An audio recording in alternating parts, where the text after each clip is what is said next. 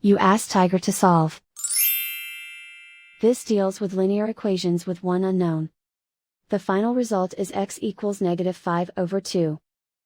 Let's solve it step by step. Simplify the expression. Expand the parentheses. Group like terms.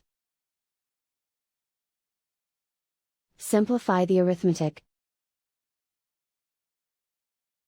Group all constants on the right side of the equation. Subtract 5 from both sides. Simplify the arithmetic.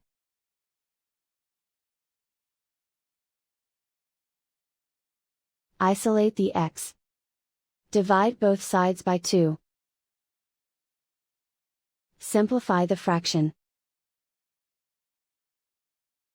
And so the final result is x equals -5/2.